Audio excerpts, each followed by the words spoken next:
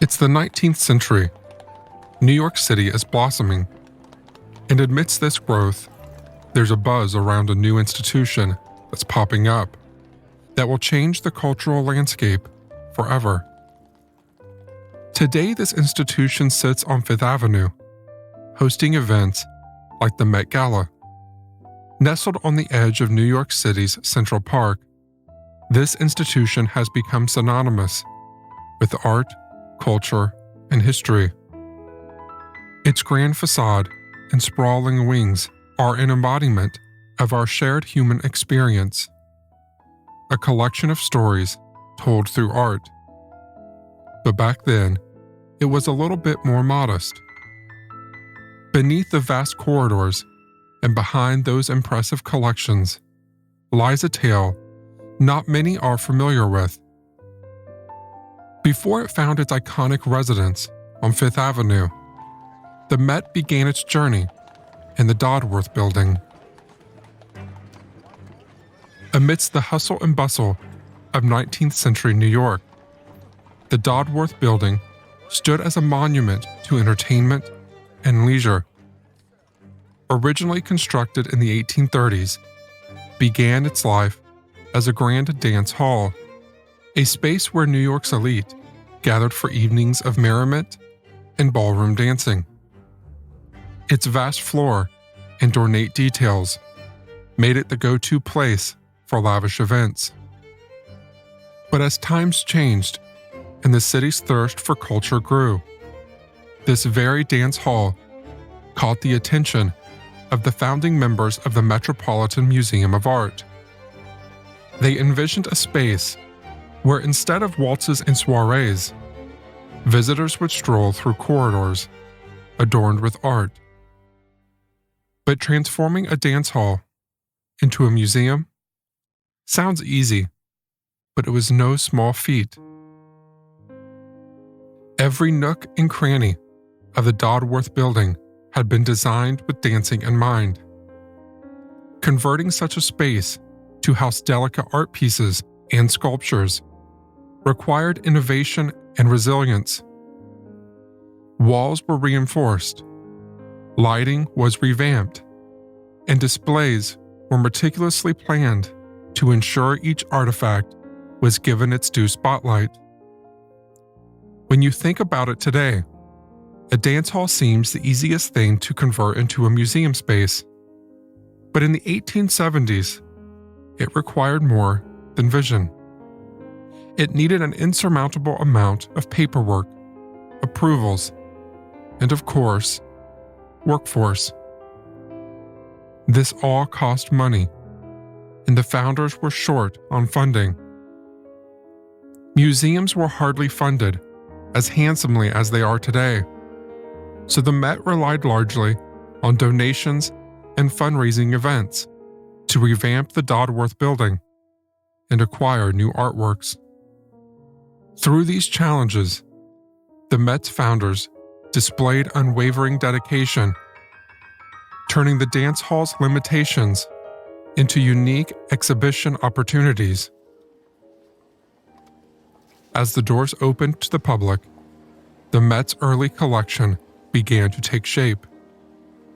Pieces from Europe set alongside artifacts from Asia, creating a tapestry of cultures. Every month saw new additions, with curators and patrons alike working tirelessly to grow the museum's offerings. But what truly set the Met apart during its time in the Dodworth Building was its commitment to accessibility. The founders believed that art should not be the exclusive domain of the elite. Public programs were introduced, ranging from lectures to workshops, each designed to foster a love for art in the city's residents. These programs played a pivotal role in democratizing art, allowing people from all walks of life to engage with the masterpieces that adorned the museum's walls. In those formative years, the Dodworth Building wasn't just a temporary home. It was the crucible in which the Met's ethos and identity were forged. It was here that the foundations were laid for a museum that was not just a repository of art, but a vibrant, accessible hub of culture for all. And as their collection grew, they were quickly running out of space. The Dodworth, though a massive structure, was lacking. As New York City's silhouette grew taller and its streets pulsated with the energy of change, the Metropolitan Museum of Art sought a new chapter, a place that could match its grand ambitions. That place was the Douglas Mansion, a lavish edifice standing testament to the grandeur of the era, bearing silent witness to countless soirees, balls, and the whispers of New York's elite. As the movers and shakers of the Met embarked on this transition, there was a palpable mix of excitement and trepidation. The founders, a blend of artists, philanthropists, and visionaries, felt the weight of their responsibility. Inside the mansion, grand halls and spacious rooms offered opportunities previously unimagined. The ceilings soared higher, and the walls stretched wider, eagerly awaiting the treasures they would soon display. One could almost feel the energy in the air, as renowned pieces like the Temple of Dendor, a relic of Egyptian grandiosity, found their place. This structure, with its sandstone walls and hieroglyphics, transported visitors to the banks of the Nile, making time and distance mere concepts. Then there was the ethereal unicorn tapestries. These threads told tales of beauty, mythology, and the interplay of the mundane and the magical. Patrons would often stand transfixed, allowing the tapestries to envelop them in a world of fantasy. But it wasn't just about the artifacts. The founders and curators, men and women deeply passionate about art, felt a connection with every acquisition. Every piece was a story, a journey, a testament to human creativity. They felt pride in showcasing world cultures under one roof, with immense responsibility to both the artifacts and the public. There were intense debates and deliberations on placement, lighting, and interpretation. They wanted every visitor to feel the magic, to journey through time and space, and to leave with a sense of wonder. But that magic extended beyond the walls of the Douglas Mansion. As New York experienced the Gilded Age, a time of unbridled opulence and a burgeoning upper class, the museum found itself at the very heart of the city's cultural renaissance. The skyline climbed further thanks to the wealth of industrialists, while on the streets, the dreams of many intertwined with the reality of a rapidly changing world. Amid this backdrop of opulence juxtaposed with societal shifts, the Metropolitan Museum of Art emerged as a cultural haven, a beacon of art and education. Its very presence elevated New York's status on the global stage. While Paris had the Louvre and London boasted the British Museum, New York, a city still carving its identity, now had the Met. Tourists, artists, and intellectuals from around the world began to see the city as more than just a commercial powerhouse. It was evolving into a cultural epicenter. Beyond its role as a repository of art, the Met took on the mantle of an educator. The Gilded Age, with its whirlwind of innovations and societal upheavals, saw a thirst for knowledge and refinement. The Met's public programs quenched this thirst. Lectures brought scholars to share their insights. Concerts filled the halls with melodies from various corners of the globe. And children, many experiencing art for the first time, were introduced to a world of imagination and wonder. Through these endeavors, the Met fostered a community that wasn't just appreciative of art, but actively engaged with it. Under the roof of the Douglas Mansion, as gaslights flickered and horse carriages echoed in the streets outside, the Met became more than just a museum. It was a living entity, a place where past and present intertwined, where dreams were cast in stone and canvas, and where New York, in all its chaotic beauty, found a reflection of its soul. Luckily or unluckily, though, the collection grew too large for even Douglas Mansion to house. A move was imminent. Since its inauguration in 1872, the Met's treasures had multiplied exponentially, and the Douglas Mansion, though regal in its own right, had grown weary and cramped under the weight of history. By the early 1870s, as the pressing need for expansion became undeniable, the Met's board of directors found themselves at a crossroads. Various sites beckoned with potential, including the expansive realms of Central Park. Yet it was a generous offer from John Taylor Johnston, one of the very pillars who had breathed life into the Met's vision, that sealed the museum's final place as we know it today. Fifth Avenue, nestled between 81st and 82nd Street. It was an address that promised prominence and accessibility, an epicenter from which the Met's influence would radiate outwards, and a location that would grow in legacy beyond anyone's wildest dreams.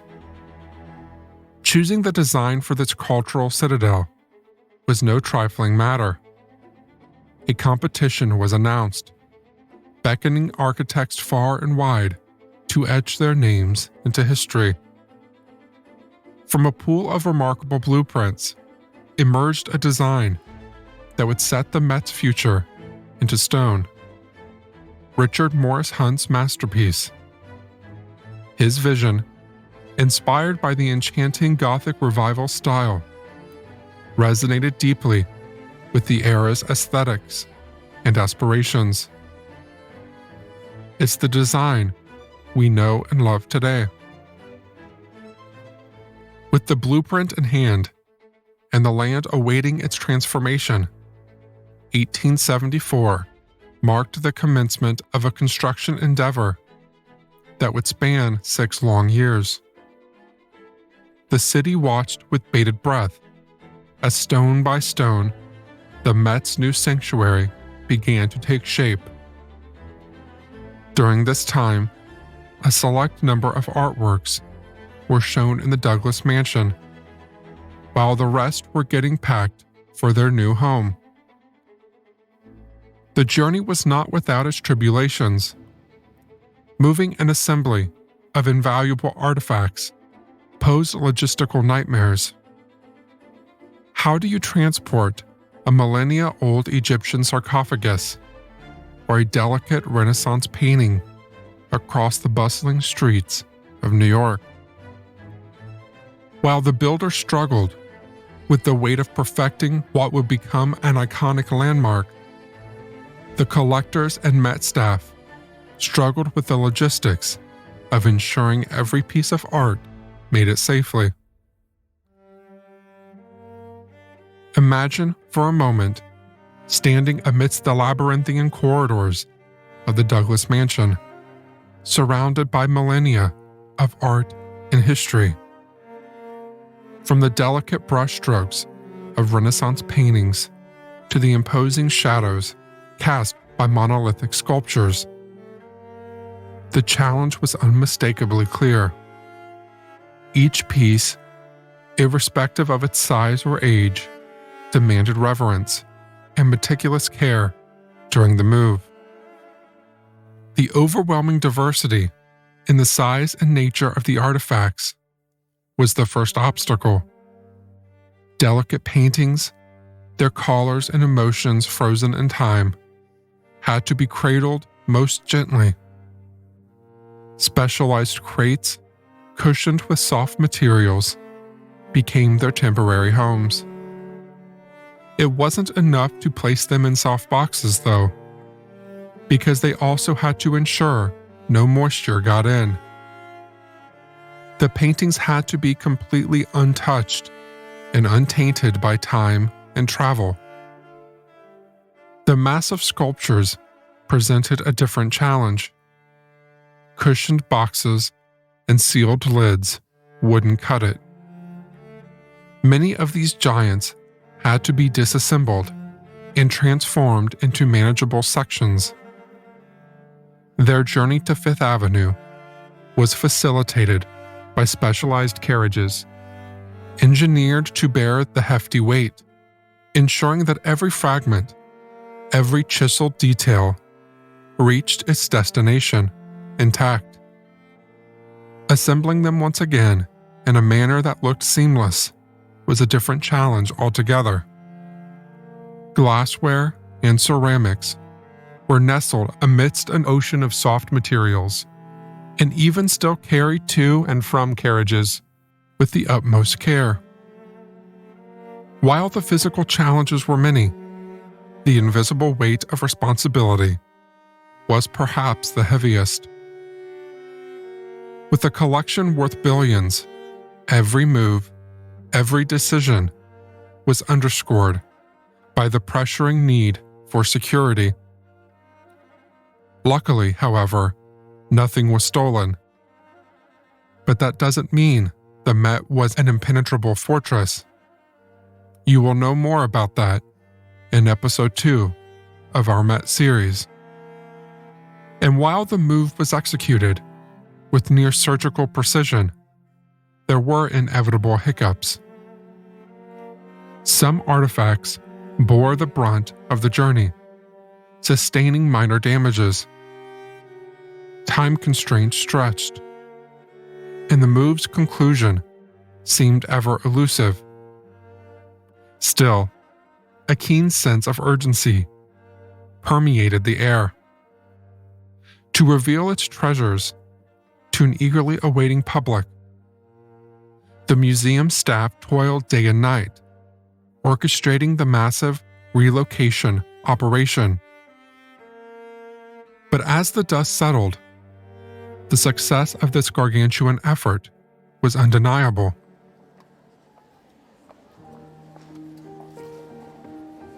On the crisp morning of March 30th, 1880, a monumental dream was realized. The doors of the new Metropolitan Museum of Art opened, revealing an expanse that dwarfed its former residences. Now ready to welcome even more stories from around the world. The Fifth Avenue address didn't just offer more space. It heralded the Met's ascent to the pinnacle of global cultural institutions. Over time, the Met would undergo numerous transformations, each renovation adding layers to its grandeur. By 2019, after the last extensive refurbishment, the museum stood as a testament to art. But now, it's so much more than that. At its core, the Met is dedicated to educating the masses. Throughout the year, it conducts workshops, lectures, and symposiums, catering to both adult and children. These events are tailored to provide immersive experiences, from hands-on art-making workshops to scholarly discussions about the nuances of a particular art form or period. Each time the Met unveils a new exhibition, it often comes with its own set of inaugural events. These range from curator-led tours, which offer deep insights into the showcased art, to artist interactions, where attendees can engage directly with the curators. The museum also occasionally hosts music concerts, dance performances, and other live events that align with its current exhibitions or permanent collections. These events reflect the Met's commitment to celebrating art, no matter what form it presents in. That also includes film. The Met has been known to organize film screenings, particularly those that resonate with the theme of current exhibitions. These aren't just contemporary films, they span from classics to critically acclaimed international cinema, providing yet another layer to the museum's vast cultural offering. And finally, recognizing the importance of instilling a love for art from a young age. The Met frequently organizes events for families. These include storytelling sessions, scavenger hunts, and interactive tours that make the vast collection more approachable and engaging for young audiences. And then, of course, there's the jewel in the crown, the Met Gala. You probably know this one. It's the most popular event of all, overshadowing anything else. Every year, the Met hosts a fundraiser for the museum's Costume Institute, and it is attended by celebrities, designers, and socialites from around the globe. Each year, the gala has a theme in sync with the Costume Institute's annual fashion exhibit. This theme dictates not only the decor of the event, but also the attire of the attendees.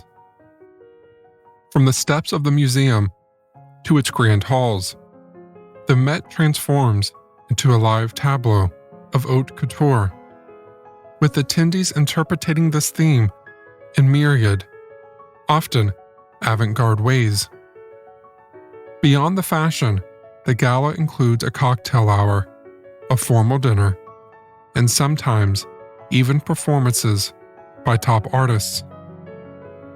Over the years, the Met Gala has witnessed unforgettable fashion moments and controversies, and has indelibly etched its mark as a confluence of art, culture, and celebrity.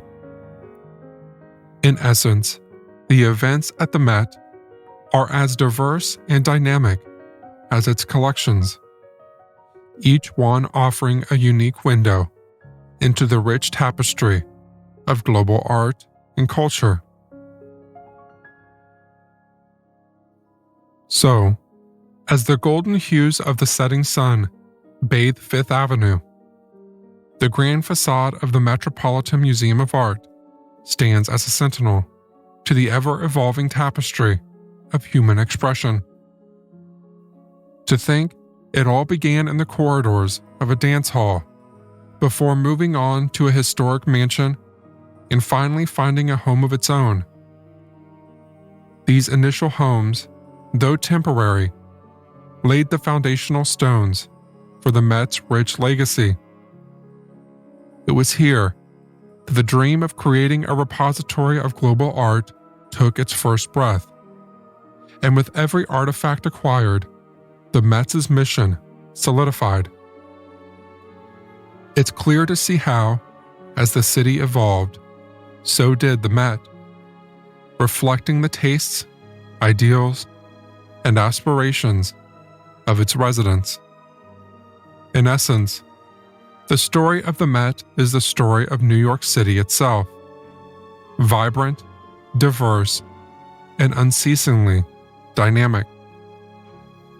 Join us next time as we uncover another secret from the halls of the Met. When thieves ran rampant in the museum, from a $50 million iconic art piece going missing to a rare artifact being simply walked out of the front doors.